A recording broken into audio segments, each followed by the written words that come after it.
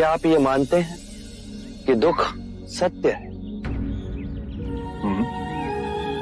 क्या आप ये भी मानते हैं कि दुख के कारण भी है? हाँ।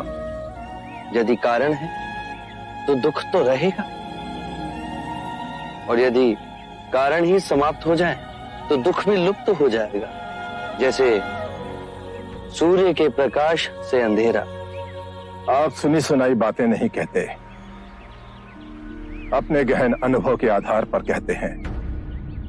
आप धर्म और सिद्धांत की नहीं, देखी हुई बातें कहते हैं। आपने कहा कि मुक्ति का मार्ग है अपने विवेक को जगाना और गूढ़ ध्यान में लिप्त हो जाना, जिससे मनुष्य स्वयं को और इस संसार को भली भांति समझ सकता है। परंतु एक प्रश्न है, ये जो सारी विधियां हैं, रीतियां हैं, पूजा पाठ हैं, क्या ये सब व्यर्थ है?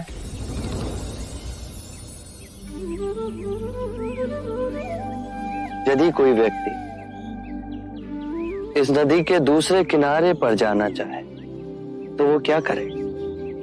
यदि जल गहरा नहीं है तो वो चलकर जा सकता है, और यदि जल गहरा है तो वो नाव की सहायता से जा सकता है या स्वयं तैरकर जा सकता है।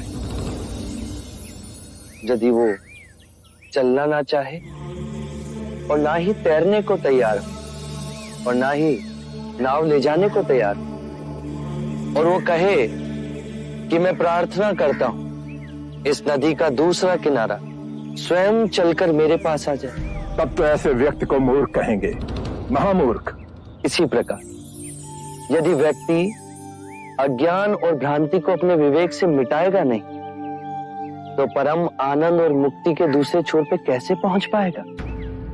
चाहे वो पूजा करे या अनुष्ठान या व्रत करे या किसी नीति पर चले, वो इस किनारे ही रहेगा।